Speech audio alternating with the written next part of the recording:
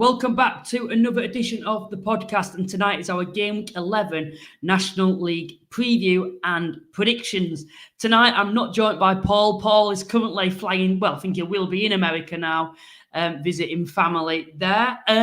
Of course, I think it was promoted that I'd be joined by Rob tonight. There's been a change of plan. Joe has kindly stepped in. Joe, firstly, how are you doing? Yeah, not bad. Super sub for Rob, hopefully. Yeah. Looking forward to being on again. Yeah, it's good to get you on as well, particularly I think you're someone who's always mentioned about how you can't really make judgments until probably 10 games in. Now, most sides have played 10 games now, so I suppose we can probably talk about what your thoughts are on how sides have started so far in the National League. Please get involved in the live chat, guys. Let us know topics you'd like us to discuss tonight before we come on to the predictions. Tom's come in and said, might want to change the title after Saturday's humbling. Yeah, of course, Solihull Moors, that's quite a big talking point, isn't it? Went to York City and caused an upset. I have to say, out of all the sides in the division that I thought would cause an upset at York, Solihull Moors were pretty low down in the pecking order, in my opinion, for a side to be capable of going to York and, of course, not only picking up a result, but actually coming away with all 3 points too. We've had Forest Green winning it all. Of course, another win for them away at Work, and a very impressive win as well. As for Woking, they're in a bad run of form at the moment. Of course, that's 2 defeats on the bounce now, isn't it, after losing to Yeovil 2. And then Anthony as well, who's also a Solihull Moors fan, has come in and said, up the Moors. Yeah, they're all in tonight after Solihull's impressive win on Saturday. Yeah, brilliant win for them. Going to York, a little bit smash and grab, obviously, with the late goal when it looked like it was going to be a draw. But obviously they made that change, haven't they? Certainly some positive signs. The team that played against York on Saturday certainly looked more like a team that could get points consistently in the National League. Better balance to it. And obviously they got a player in Jacob Wakelin who can't stop scoring at the moment. Yeah. So, certainly positive signs. Certainly is. Of course, I believe they are still searching for that replacement manager. Or do you feel that they may go with, the assistant who stepped into the interim role? No, I think they'll probably go and appoint someone. Obviously, if the assistant goes and wins the next 5 or 6 games, then potentially there's a decision to make. But I think they'll be looking to try and bring in probably an experienced manager for the level. Obviously, the last couple of managers have been sort of young, up and coming managers. Obviously, Andy Wing, who did really well at Banbury, and then obviously Matt Taylor, who's still fairly new as a manager. But I think now they need someone with that little bit of an experience, bit like a Neil Ardley. I'm not saying it will be him, but someone like that. A bit of a safe pair of hands to try and keep them in the National League, because I think they got a decent enough side to do that. Yeah, I think the only disappointing thing, and it is quite an underwhelming object, isn't it? Objective, I should say, for Solihull to just survive in the National League. For me, to think, I know it's hard to say because you just don't know what's going to happen in this division. But do you think it is a case of you where you don't think this Solihull squad, the actual squad itself, is good enough to be able to push for the top 7? Because for me, I think Solihull Moors fans, that's something that they're probably expecting, considering the progression over the last couple of years. Potentially. Just looking at the table, I mean, for as poor as their start's been, they're only 6 points off the playoffs. Mm-hmm. And 2 wins and they're suddenly in the playoffs. So, yeah, I think certainly the top 7 is still doable. There's certainly a core of players in their team that you would say are decent for the National League, the likes of James Clark, Jamie Osborne, players like that. They may have had to adjust their expectations slightly, but that's only because of how poor they've started, which, they've made the bed and now they'll lie in it, I suppose. But yeah, I certainly think if they find the right manager, there's no reason why they can't at least push for finishing in the top half. Because obviously we're only 10 games in and they're not a million miles off the playoffs. course, unbeaten in 4 now, aren't they, Solihull, Moors? And of course, that is since Matt Taylor did depart the club. I think as well, when you look at Saturday's game against York City, it was a case of, and probably how most sides are probably going to set up going to York, probably despite 2 or 3 sides that would be able to be capable of being potentially going toe to toe with them. It was a case of Solihull just camping in the half and then catching them out on the break. And of course, they left it late, but they did get the winner against York City. As from York City's perspective, is that cause for concern, do you feel, after that result? Of course, they did dominate the game. They had loads of opportunities. And there are certain games where, you do just have those off days in terms of, it just doesn't seem to want to get into the back of the net. But, Solihull were down to 10 men. And at home, particularly, is there a little bit of concern there at York? Or No, not for me. Obviously, on another day, given that they sort of controlled the game and had the most number of chances, and and were pretty decent. On another day, it finishes 0-0, and then you say, well, it's just one of those days. We could have won that game. That's just what happens. Obviously, the fact that they were stung at the end with that late goal, it looks worse on their part. But yeah, I mean, that's something that they're going to have to show, is that they can play against teams that will come and just sit in a low block. That is what most teams are probably going to go and do at York, because if they make it a really open and expansive game, they'll probably be hit by 3 and 4. So, yeah, I wouldn't be worried if I was York. I think Stuart Maynard's done a pretty decent job so far. He's gone in a couple of wins. It's not always going to be plain sailing for any manager at this level. And there's no disgrace losing to a Solihull team who, I think, despite their league position, have got some players that can hurt you on their day. So, I wouldn't be too worried. Yeah, of course, you have already mentioned him, Jacob Wakeling, of course, signed from Gillingham in the summer, still very young himself. He's, of course, scored 5 goals in his last 3 games. Someone to watch out for in the National League this season? Yeah, absolutely. Certainly if the first few games are anything to go by.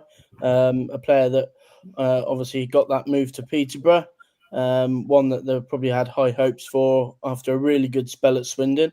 Probably didn't hit the heights that he would have wanted at Peterborough. But yeah, for him to be back in the National League, I think it was a bit of a shock, to be honest. I expected probably a team in League 2 to perhaps make a move for him before the window.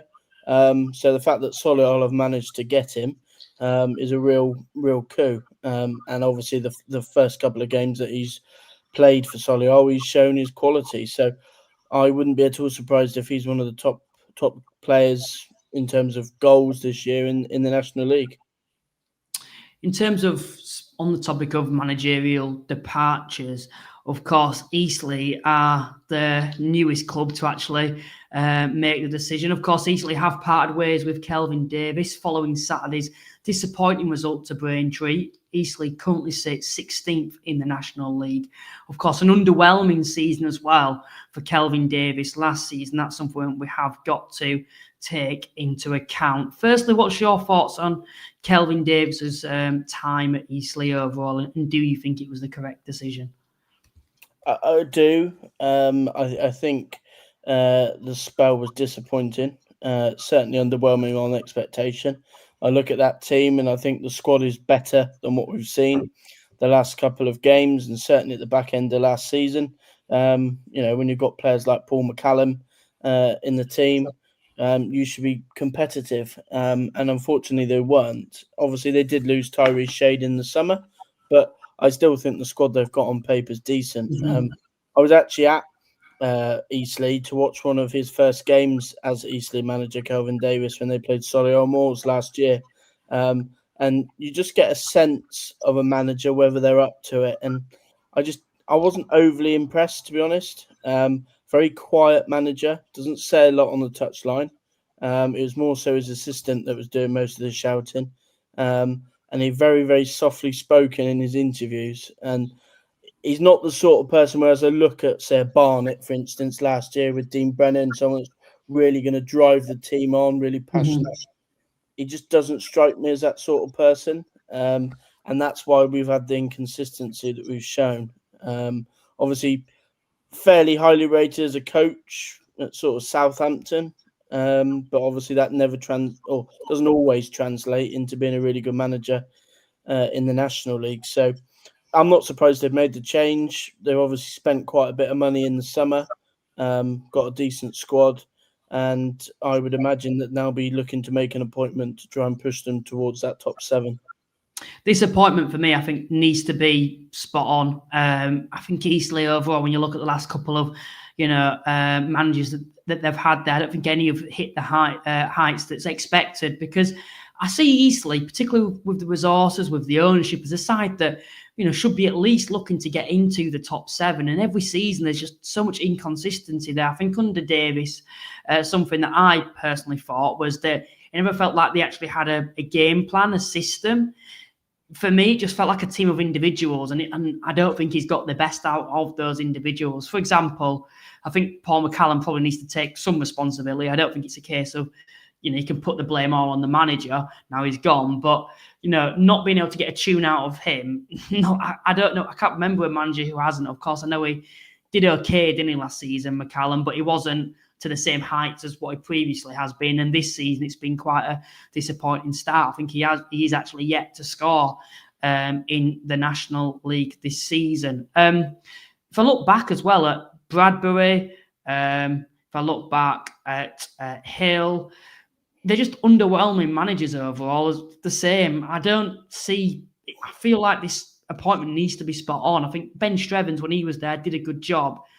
But I think they need to make a step up now, because I think if they get a good manager here at Eastleigh, I think there's so much potential there with the finances behind them. Yeah, definitely. I think Stuart Donald's a really ambitious chairman. Obviously got the resources, backed Kelvin Davis pretty well in the summer, brought in a couple of really, really good players for the level. You mentioned it there about Kelvin Davis.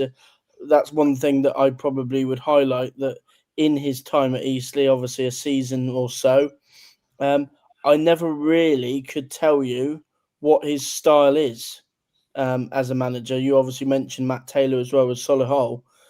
I wouldn't be able to tell you what when their teams go on the pitch, what they try to do. Whereas you've got other managers, you have a clear way of playing and patterns of play. I wouldn't know that with Kelvin Davis, because there just isn't signs of that. Hence why you get that inconsistency, because without that real defined way of playing, you're relying on individuals. And they do have some very talented individuals at Eastleigh, hence why they were able to win some games. But ultimately, I wouldn't be able to tell you what Kelvin Davis's approach was. And yeah, I think we're going to see a big name go in there. You mentioned obviously the player or the previous managers. I think now's the time we're going to go and see him really push the boat out for a manager. You speak about big names. That's something that's going to be key, because what I feed back to is Matt Taylor, Kelvin Davis, as players, as the actual names, they're very big names, aren't they? They're both ex-Premier League players in the past, yet they haven't lived up to expectation at all. I think, to be honest, if I'm being brutally honest, I think they're two of the worst managers in the National League, in my opinion, in Kelvin Davis and Matt Taylor. So you speak there about, pushing the boat out to get a big name in. Who would that be for you? Because I'd hate for Eastleigh to go down the route of trying to, get the fans on side by bringing in potentially an ex-player were very successful in his career.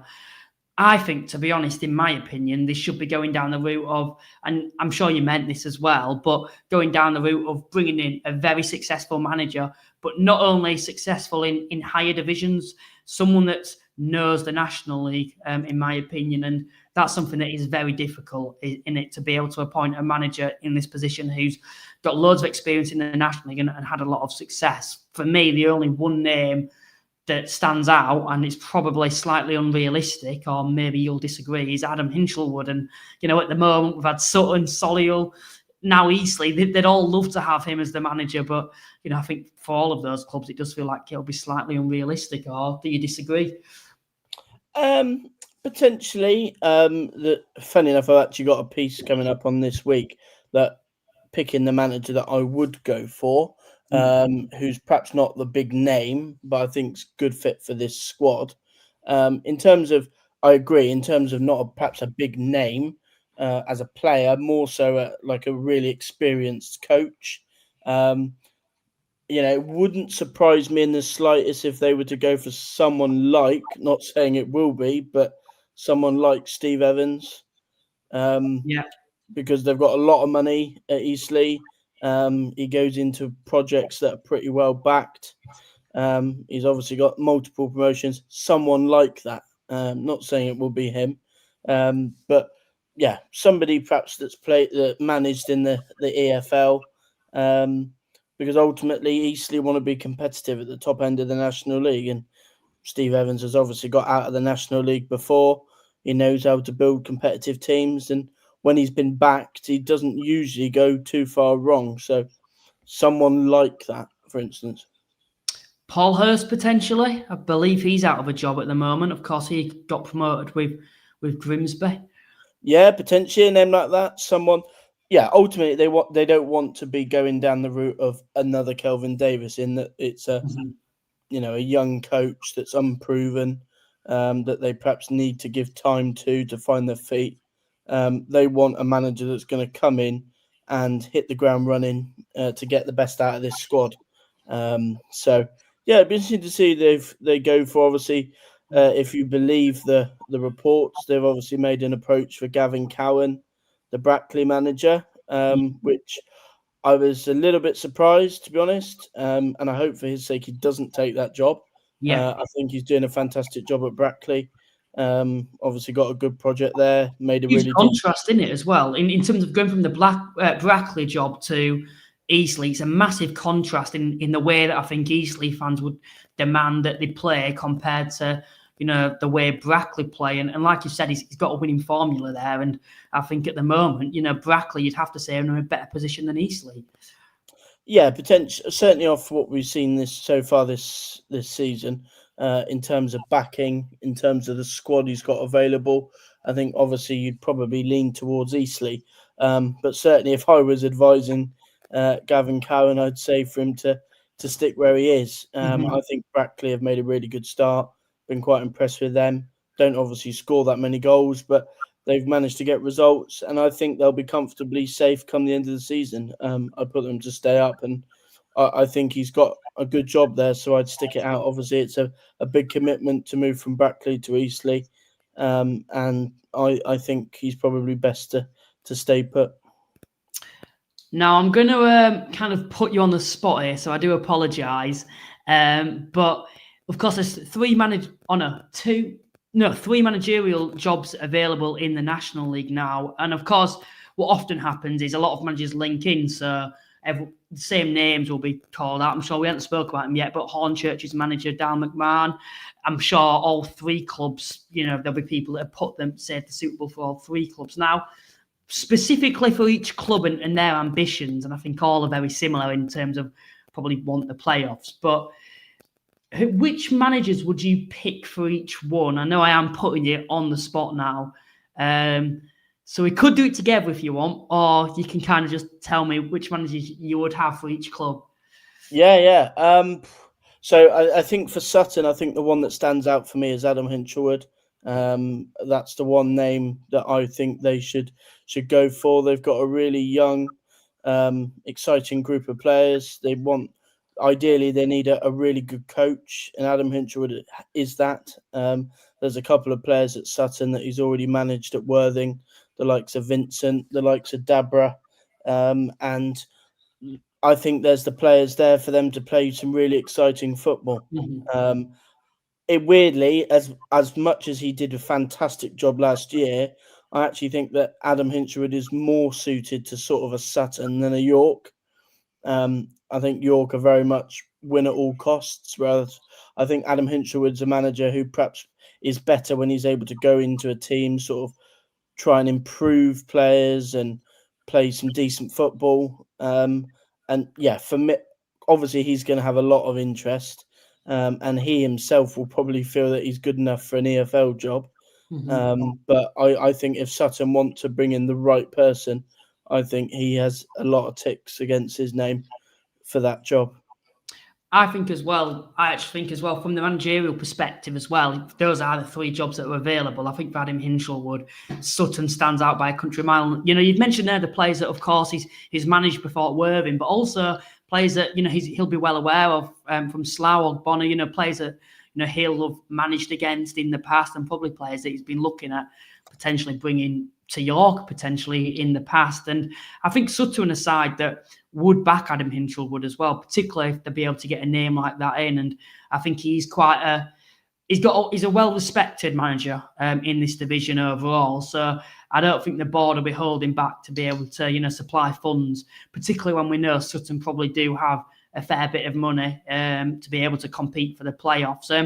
As for Solihull Moors then, this is where I feel like the Sutton job compared to the other two, maybe Eastleigh, but I feel like it's a very attractive job because I think there's a lot of potential there with that squad. All three squads have potential, but I'd still go with Sutton. If it were me looking for a job, I'd go to Sutton. Solihull's probably the least attractive, I think, if I'm being honest, out of all three.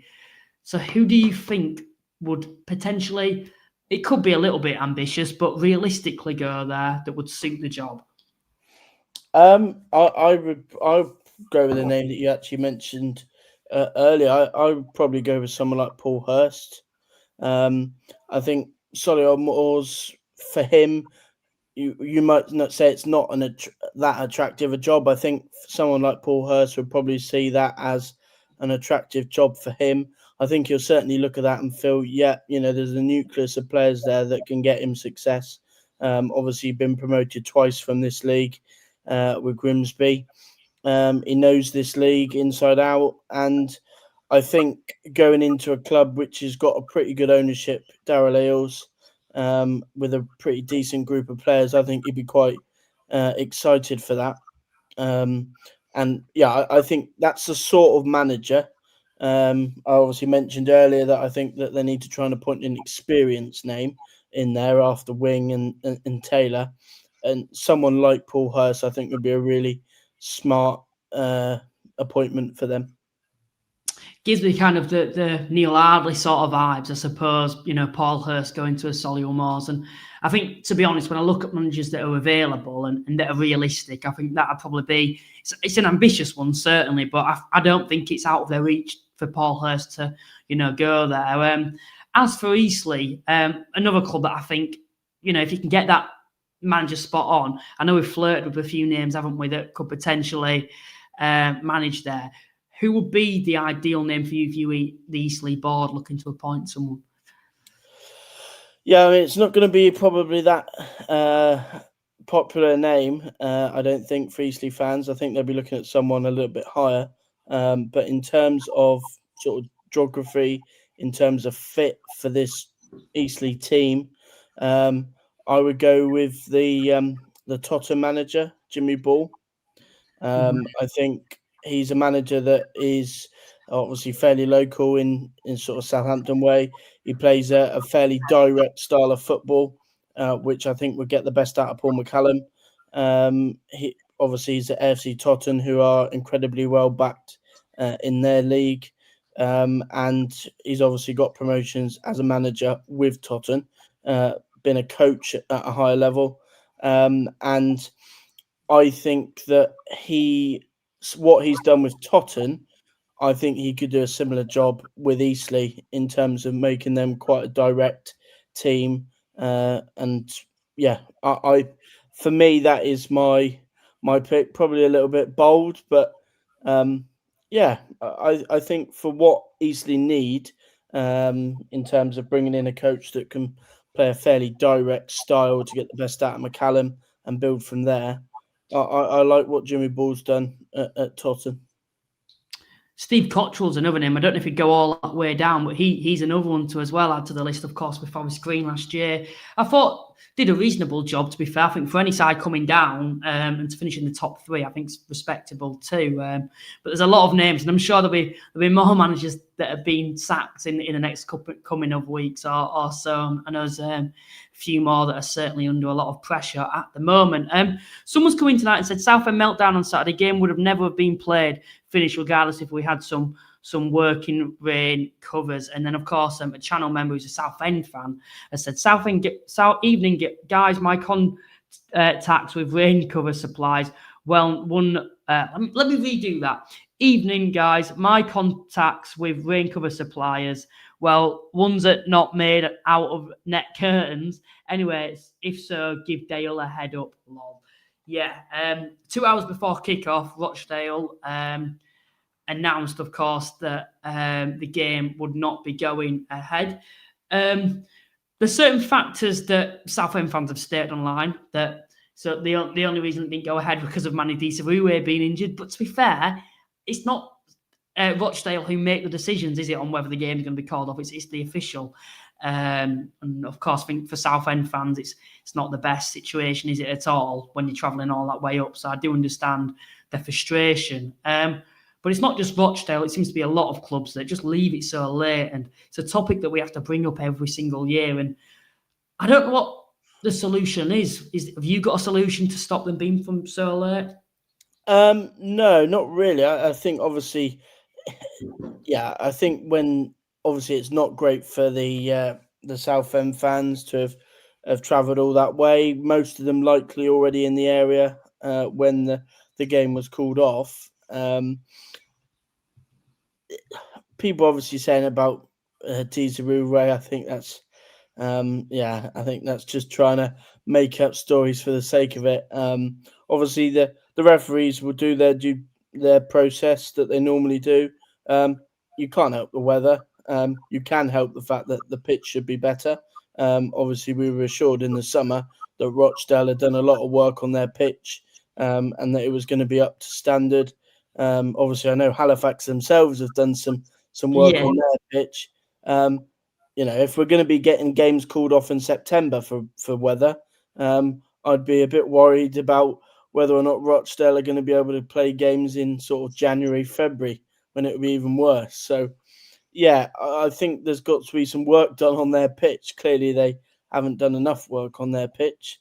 Or, as a couple of people have said, invest in some rain covers. Not ideal, but I suppose you can't help it at the end of the day. Not great, obviously, for the Southend fans to have gone all that way and then see the game called off. But,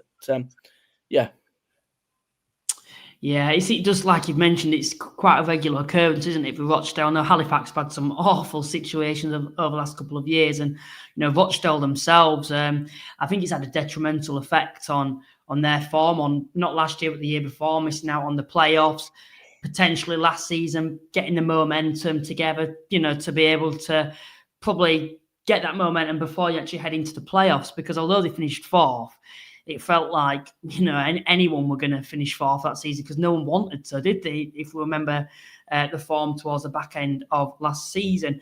Anyway, we're going to get on to the predictions now. Please remember to like and subscribe. It genuinely does go a long way if you can do that.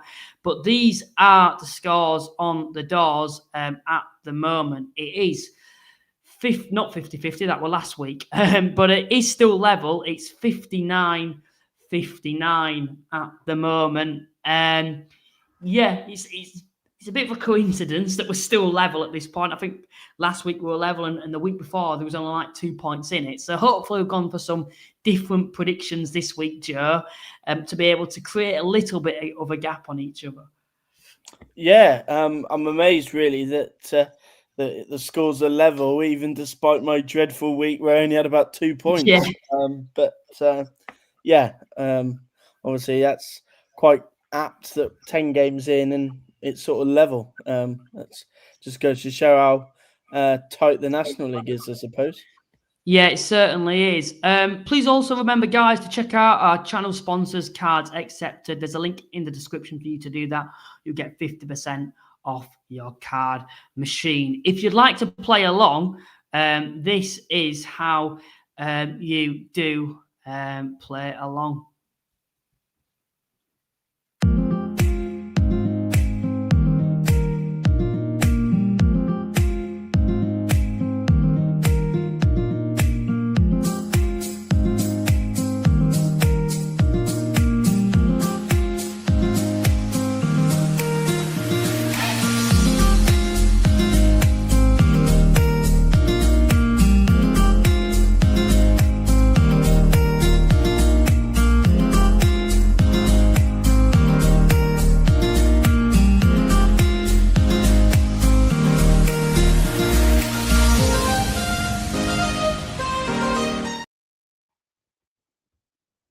Right, so the first game that we're going to preview is Altrincham coming up against Forest Green Rovers. Of course, alongside Scunthorpe, the only two sides in the division now that remain unbeaten after York City lost on Saturday to Solihull Moors. As for Altrincham, it's been a mixed start for them overall. Of course, a tough fixture against Carlisle at the weekend, but that moment of brilliance from Regan Linney separated the two sides. For me, I think you can't really count against Forest Green at the moment. Of course, won at Woking at the weekend. I thought it'd be a lot trickier game for them than it actually was when you look at the performance. And I can only see one winner in this game too. I'm going to go for a 2-1 Forest Green Rovers win. How do you see it going, Joe? Yeah, it's a tough one really, because Altrincham are a really difficult team to predict. They're very inconsistent. Obviously are capable of beating every team on their day, but don't have enough of those days. But I'd have to concur with you, Luke. Obviously, big fan of what Robbie Savage is doing at Forest Green. Just been so impressed by the work that he's done there, the different ways in which they're winning games, be it putting 3s and 4s past teams, or whether they're grinding out results on the road. Obviously went to Woking, quite a tricky place to go, I suppose, against a decent manager at Woking, but managed to win 2-0. And I would have to agree on a Forest Green win. I'll go 1-0. I think it'd be tough, but I'm going to back Forest Green to win that. Moving on to the next fixture that we're going to preview, it will be Brackley Town versus Truro City. Of course, two newly promoted sides that, of course, won their respective divisions last season in the North and South. One side had an excellent start. The other certainly struggled to adjust to the National League in Truro. They're yet to actually pick up a result away from home this season, and they're facing a Brackley Town side that, based on home form, are currently sitting 7th in the home form table, taking 10 points from their opening 5 fixtures. That being said, I think there's only going to be one winner in this game at the moment, and that will be Brackley Town. How do you see it going? Yeah, I think it'll be an interesting game, actually. I'd be really intrigued to see how Brackley adapt to potentially, obviously, losing their manager. Obviously, he's by no means gone at the moment, but even the fact that there's a rumour or confirmation that obviously Gavin Cowan's been approached by Eastleigh, the dynamic of that will be interesting to see. Obviously, I see someone jokingly said, "Don't ask Joe about Truro," but yeah, obviously for Truro, it's not been a good start. But I don't think that's surprising for them, and I think they're realistic as to their aims this season. The aim is to stay up, and it's a long season. They're not the only thing I would really take comfort in, I suppose, is barring that Scunthorpe game, which obviously was a really difficult one. They've not been swept aside. Even against York, it was only a couple of late goals, and some of the other games they've lost, it's been by the odd goal. So I think it'll be a close game, actually. I think Truro will really relish this one, but I am going to go for a Brackley win. I'm going to go 2-1. Yeah, with Truro, it's quite an odd one, because I suppose a lot of people came up and they were very mixed opinions. A lot of people just said, "No, I think they'll finish 24th." And if I'm being brutally honest, when I looked at it, I thought, well, those who are saying they're going to finish 24th, in my opinion, they're just not very educated on Truro themselves. However, at the moment, the way Truro have started in terms of the actual results, it's looking like they're more right than probably my prediction. I think I had them about 16th, 17th, and I just thought, under John Askey, the way they won the National League South last season, I thought that they'd be able to adjust to the division and be a bit of an unknown quantity like we saw with Tamworth last year, and it's just not been the case. I think they've been poor in both boxes. They've made a lot of individual errors that have led to goals, and they're not taking the opportunities. And in my opinion, based on from what I've seen, that's had the effect. And I think results certainly, and it's pretty obvious, will need to pick up for them to survive in this division. And, based on the opening 10 games or so, is there enough for me to say that there's 4 teams worse than them in the division? No. Is that something you still feel that there is actually 4 teams worse than them, and potentially it's just adjusting to the National League, a delayed adjustment that's probably cost them to not pick up the results? No, I think on what we've seen so far, there's definitely not 4 teams worse than Truro. Whether there is 4 teams worse than them come the end, that remains to be seen. But yeah, I mean, it's been tough, but equally, Truro are largely, well, obviously, I think they've gone more so to full time this year, but obviously lots of travelling, and they're playing against some teams with bigger budgets than them, and more established teams than them at this level. So, yeah, I think it's going to be tough, but they've just got to try and use that to their advantage, I suppose, and sort of, use that to make it more difficult for the opposition. Yeah, and that's something certainly Brackley are doing in terms of, making their home a fortress, which for, I think, all promoted sides, the home form is what is crucial in terms of picking, being able to survive and not in the National League. You can kind of afford to have a bit of a poor away record, but, you need to make that home place a very difficult place to go. And that's something that certainly Brackley have done. And in terms of my actual prediction, I'm going for a 2-0 Brackley win. We'll move on to the next game now that we're going to preview, and it will be Gateshead versus Hartlepool United. I was about to say North East Derby, but then Hartlepool's classed as Teesside, isn't it?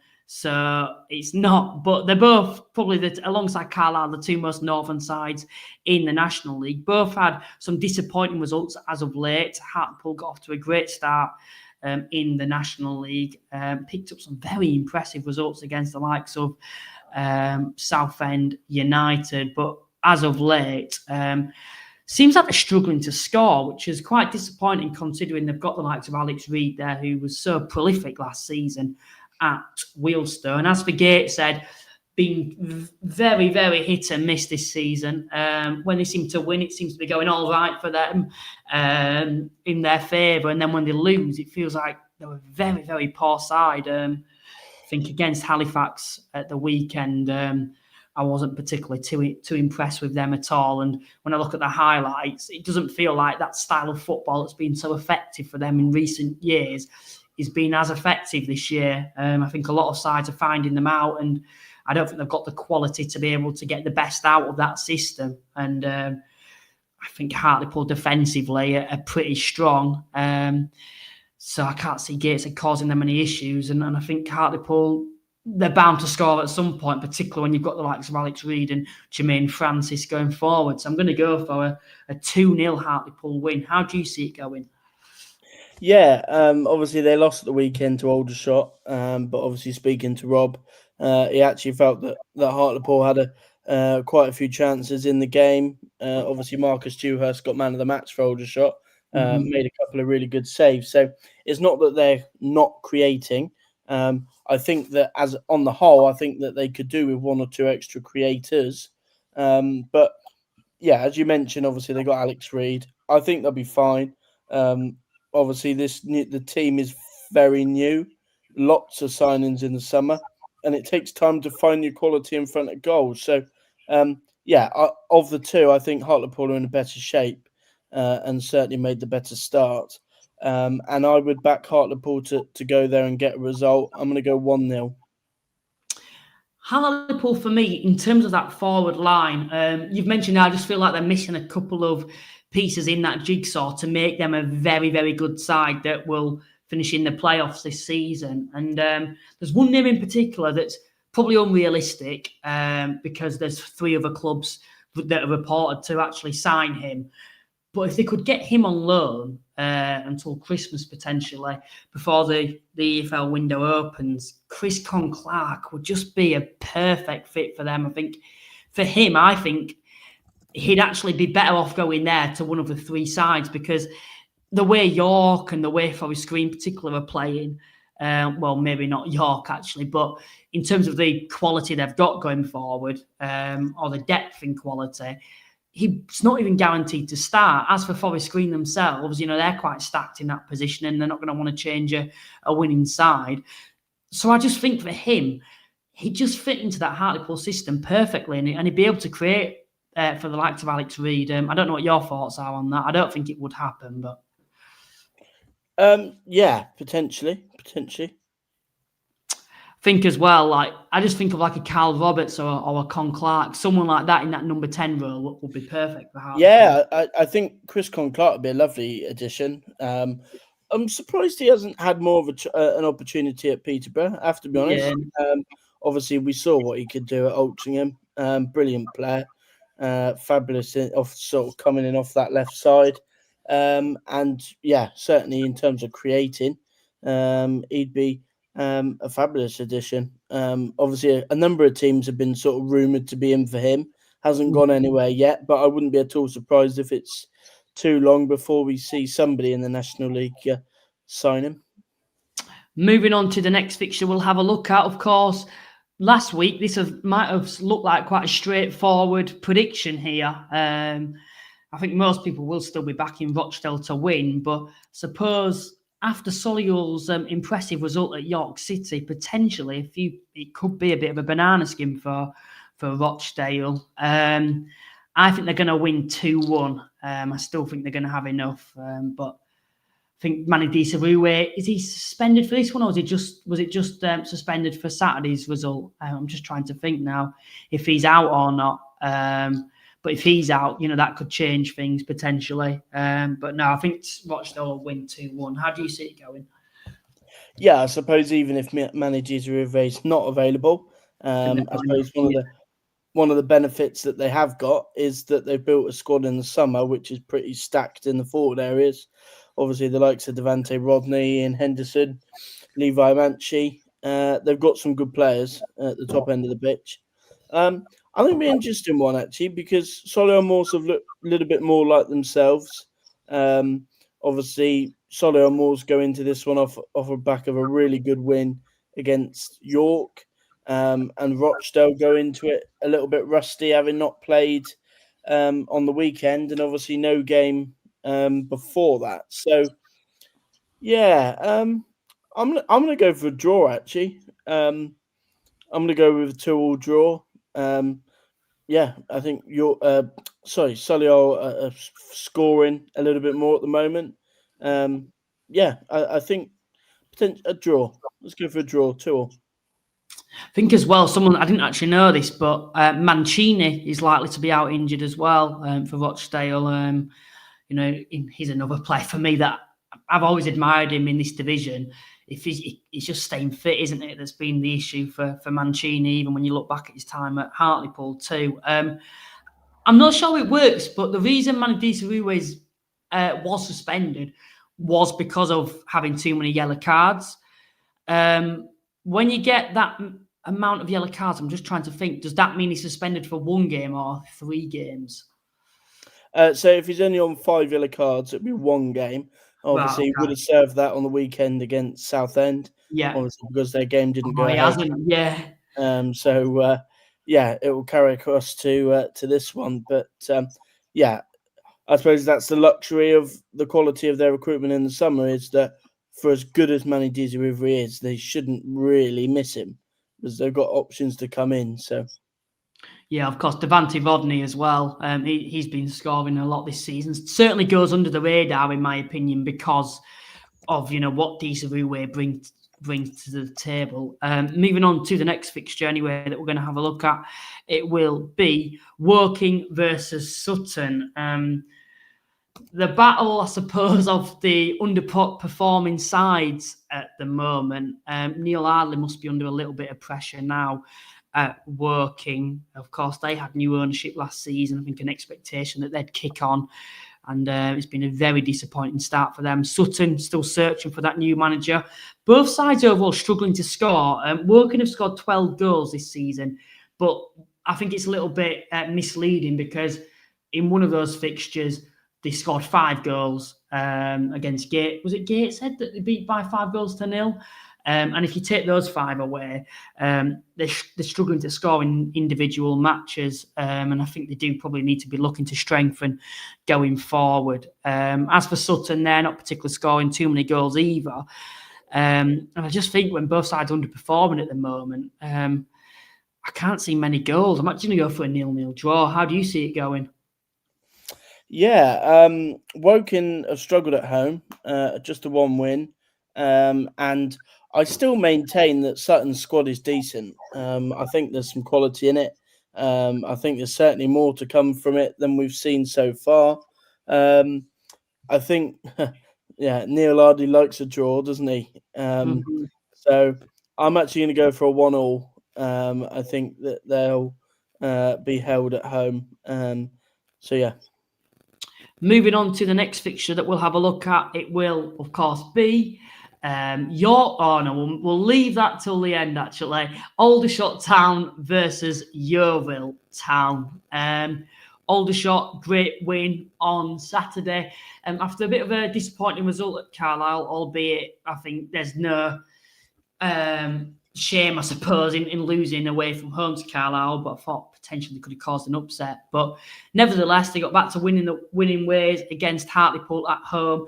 And at the EBB Stadium, I think they'll be able to get the victory again. They've got a good record against Yeovil. And as for Danny Webb, didn't get his Yeovil career up to a very good start, losing away at Tamworth. Although, from what I've heard from Yeovil fans, did feel like they saw an improvement in performances. But I think Aldershot, for me, going forward, have got a lot of exciting talent, and based on Saturday's result, it feels like they might have potentially strengthened defensively. So I'm actually going to go for a 3-1 Aldershot win. How do you see it going? Yeah, I think obviously, yes, they got that clean sheet at the weekend, albeit I think it's quite telling when their goalkeeper gets man of the match that potentially it was largely indebted to a really good performance of Marcus Dewhurst. I do like Aldershot. I think that they are a really talented group. They've got a fantastic manager in Tommy Ridgington, really like him. And I've seen improvement in Aldershot this year. Every game they've been competitive. They always find a way to score goals. And I think Yeovil, obviously, defeat on the first game of Danny Webb. They are struggling to score goals. I did find it quite apt that they sort of changed the manager, and then the first thing that we're seeing is that Danny Webb says, we struggled in front of goal. That's exactly what we were saying with Mark Cooper. So, yeah, I think Yeovil have been just not clinical enough when they've had opportunities. I think they will get those opportunities against Aldershot. So I think they will score. I expect Andrew Olorabori, obviously a player that Luke, really well, who I imagine he will get his first run out in terms of starting, because he only came off the bench against Tamworth. I'm going to go for a 3-2 to Aldershot. I think it'll be a really good affair, actually. 2 decent sides, and I think Aldershot will find a way to win. Yeah, that reminds me, of course, Andrew Olorabori going back there. Although he's played for the club in the past, I do find that quite a strange one. I know geographically it kind of works with him.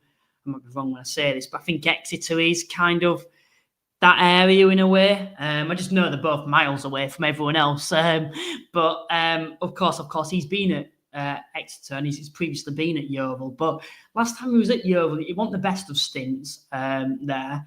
And I thought potentially he might have moved back up towards Halifax, if anywhere, on loan, because that seems to be where he really did show what he could do. And I think for him, he's an individual for me that on his day I think the sky's his destiny, to be honest. I genuinely do. I think he's got so much potential.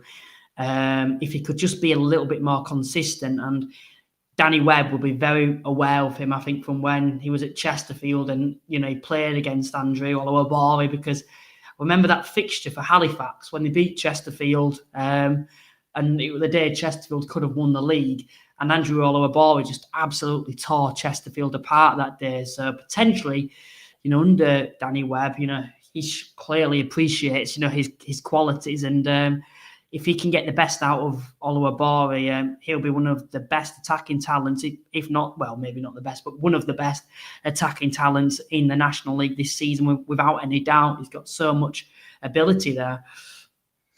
Yeah, I think the way that Danny Webb has already sort of hinted that he wants his teams to play, I think he wants them to be fairly attacking on the front foot, fairly aggressive, and obviously players like Andrew Oluwabori certainly helps. I'm not surprised he's gone to Yeovil, only because obviously Exeter and Yeovil obviously have a really good link, and obviously he's been at the club before, obviously I think him and James Plant on either side, I think that's a really good options for Yeovil. So with those two and the front two of Greenslade and Jarvis, personally, I don't think Yeovil should be struggling to score, but that's a pretty decent four. Moving on to the next fixture that we'll have a look at, it will be Boston United versus Braintree Town. Both sides, I think, expected to be down there this season. However, Braintree at the weekend went away to Eastleigh and won there. That's their first result away from home of the season.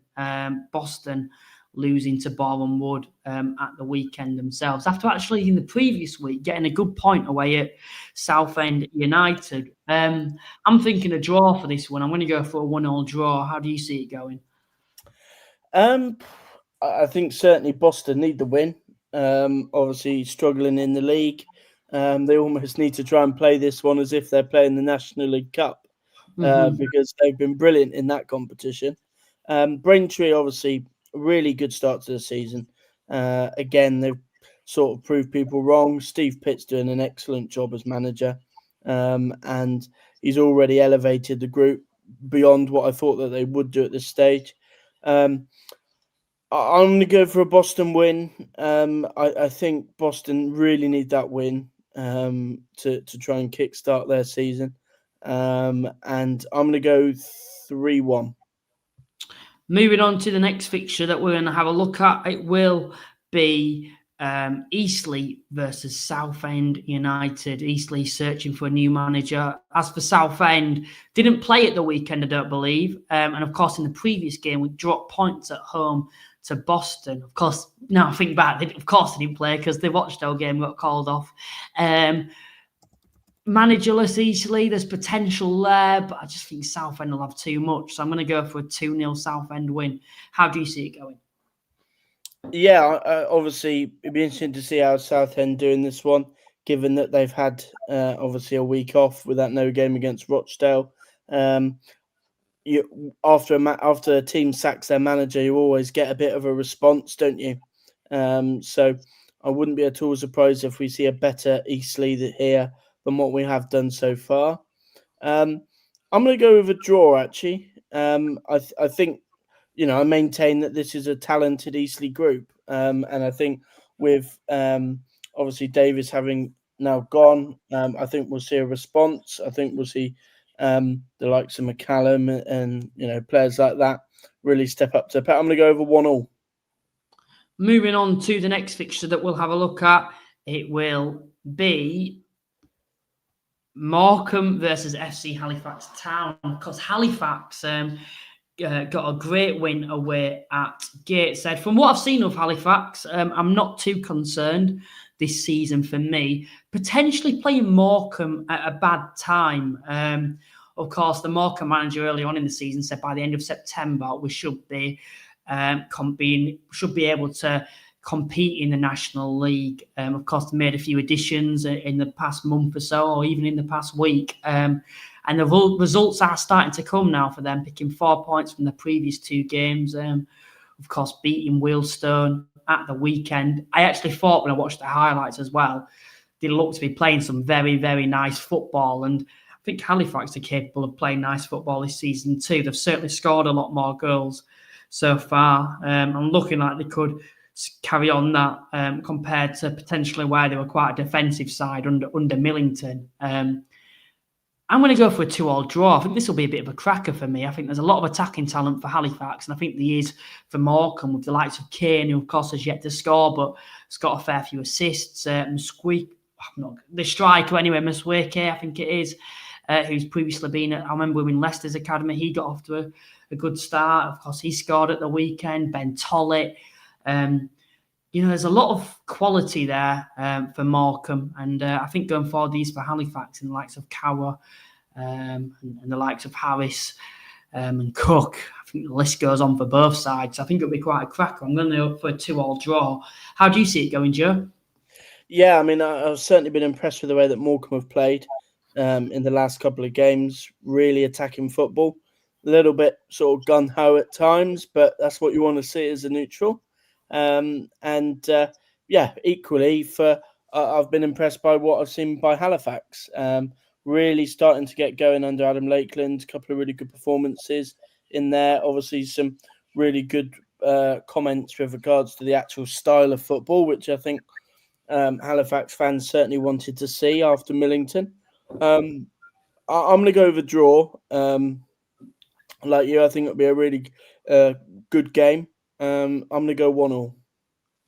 Moving on to the next fixture that's coming up. It's Scunthorpe United versus Boreham Wood. Of course, both sides got promoted in the playoffs of their respected divisions, and they've both got off to excellent starts. Scunthorpe remain unbeaten, and Boreham Wood themselves are currently sitting in the playoff positions.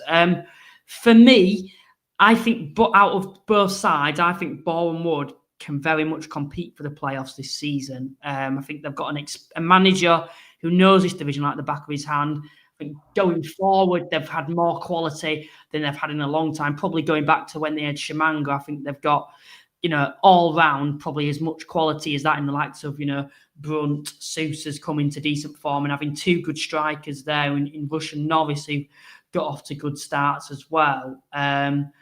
And we always know with Boreham Wood, they're always going to be good defensively, and they have been so far. As for Scunthorpe, the likes of Declan Howe, Callum Roberts, have been excellent so far for them. I just feel like they probably have got that bit of momentum from last season. Do they have the experience of the National League like Boreham Wood? No.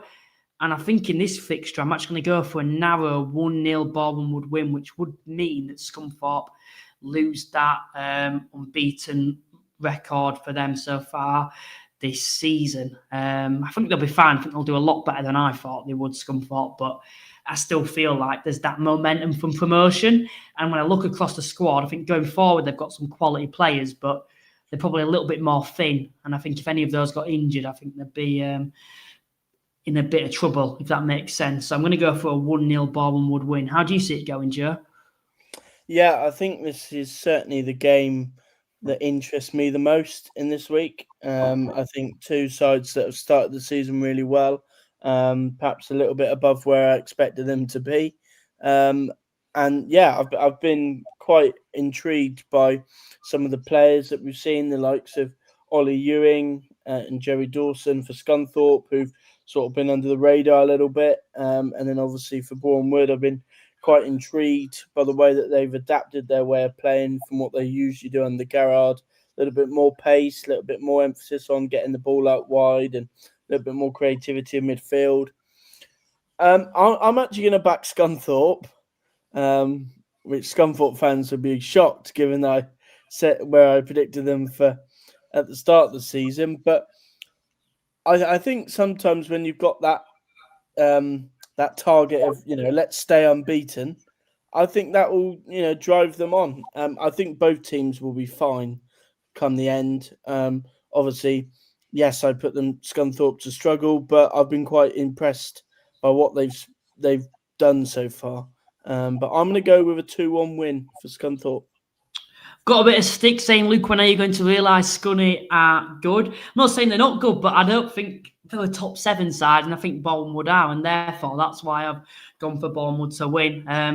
From when I've seen them, I saw them against Halifax, of course, when I went there. I know they went down to 10 men in the second half, but I thought before that, for me, I wasn't overly impressed. I thought they were a fairly decent side, but I think I've seen better sides than them. And, in highlights as well, they've got some great individuals going forward, and they've got a lot of momentum at the moment after gaining promotion last season and having an impressive start.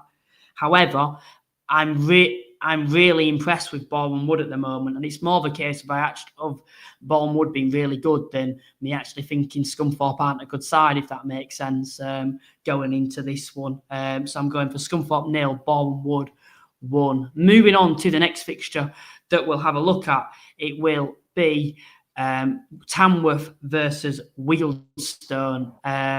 Both have had very respectable starts themselves. Of course, Wealdstone losing at the weekend to Morecambe. As for Tamworth, defeating Danny Webb's Yeovil Town side. How do you see this one going, Joe? Yeah, obviously Wealdstone started really well, didn't they? First couple of games, good wins. Struggled a little bit since then. Obviously losing to Morecambe, lost the one before that as well.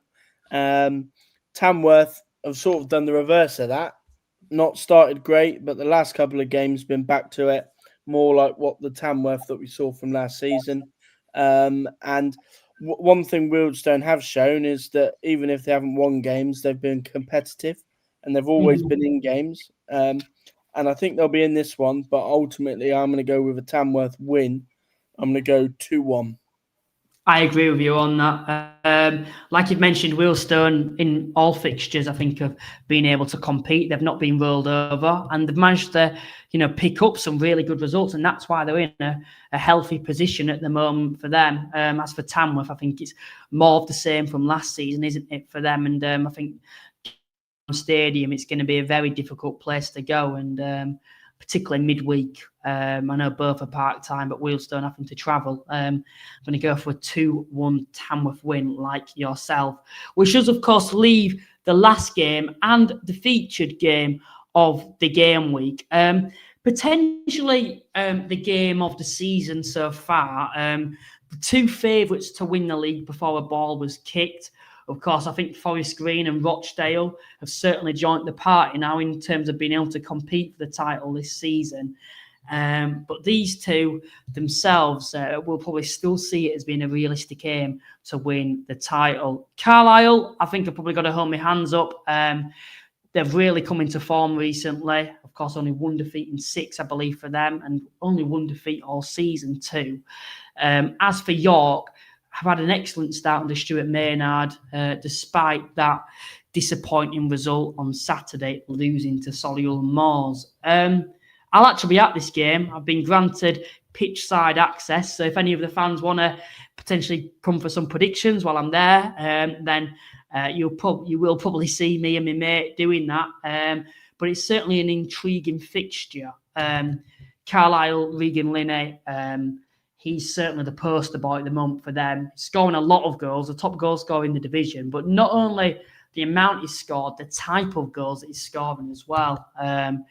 He's certainly a player for me that looks like he's way above this division. As for York, disappointing result on Saturday, but I think they actually look a better side now under Stuart Maynard overall. And I think this will be quite an entertaining one. I'm actually going to go for a 2-2 draw. How do you see it going? Yeah, really difficult one to predict, Luke. Obviously, York at home probably expected to win this one because they are at home. And there's a couple of really experienced players in their team who they've recruited in the summer who you'd hope would really step up to the plate in this one, having perhaps been a little bit below par what they would expected. Carlisle, yeah, you obviously talked about Regan Linney. It's the quality of the goals that's really stood out for me. Some really good finishes. And I think there's a calmness about it, the way that that Carlisle have gone about it. so far. You obviously, I was watching the goals that they scored on the weekend, and Mark Hughes seems so calm on the touchline, and there's a confidence which I like. I'm actually going to go for a Carlisle win. I'm going to go 2-1 Carlisle, and yeah, obviously this is a really big couple of weeks coming up for York, because they've obviously got Forest Green as well after this. So we're going to see in the next couple of games what York are made of, and whether they're able to really play to the level required to go and win the National League. I think for Carlisle United too, I think it's the same story. But if you actually look at their next 5 fixtures, York City away, Rochdale, Hartlepool, Scunthorpe, and then Forest Green Rovers to cap that run-in off. And one thing about these two sides so far, probably despite York facing Southend, I don't think either have particularly faced anyone who's expected to be able to compete them for the title so far, which is, of course, the Southend, the Rochdale, or the Forest Green. So I'm quite intrigued to see these sides now facing those. I think for Carlisle, I've probably have been overcritical of them so far, considering they sit second, and they've had a very good start compared to what other sides have done in the past when they've got down into this division. And I think they've got better in recent weeks. But one thing I will still say about them is I don't think they've played anyone with any particular incredible attack, if that makes sense. And the one area that I think Carlisle, you could potentially exploit them, which I still think in recent weeks, I think they've shown a lot of improvements, and I think is up to playoff standard now, defence, is the defence. I think going forward, it certainly is as good as a York or as good as a Forest Green. Defensively, earlier on in the season, that's why I don't think they'll be able to compete for the title. However, in recent weeks, I think they've improved, but I still don't think they've been tested by any incredible attack. And York have got the players to be able to exploit you on the day. Anything to add on this game or on my point? Or no, other than that, I think it'll be a really, really good game. Some really good attacking players on show. I hope it's sort of both teams really going at it, and hope it's not sort of a chess match and sort of, very nervous from both teams. I'd like to see both teams really going for it and showing what they can do. Obviously, Ollie Pearce versus Regan Linney, so it's going to be a really interesting game. Who would you rather have in your team then, Joe? Ollie Pearce or Regan Linney? Yeah, that's a tough one. We'd take either, but yeah, I mean, I'd certainly take either. I think for certainly his slightly different players. Obviously, Ollie Pearce more central, Regan Linney more so off that left hand side. I think I would go for sort of Regan Linney. I just think he's more of a traditional sort of talisman, if you will. Ollie Pearce is more sort of a clever drop short sort of player that looks to link the play. And as much as he's scored as many goals as he has, he's more so someone that looks to try and feed others, and sort of create chances in and around the box. Whereas Regan Linney is just a born goal scorer, a little bit selfish, which I really like. And but yeah, I mean, both of them are fantastic strikers. Yeah, of course. I've just thought of this matchup as well. Of course, Regan Linney's kind of turned into a left winger of such, or left forward, hasn't he? Which kind of happened at Altrincham, and then I think Carlisle have really built on that, which is good for them because they've got Luke Armstrong who can play in that kind of traditional target man position. But someone's mentioned here, Joe Felix, potentially, if not one of the best wing-backs in the division. He'll be coming up against Regan Linney. That's certainly going to be a good match. And I think across the field as well, like on different sides, there's some excellent matchups in this game, isn't there? Yeah, absolutely. Obviously, I'll be interested to see how they sort of go about that with Linney and Felix, whether or not they sort of put somebody like a Fallowfield in. who's more of your traditional right back.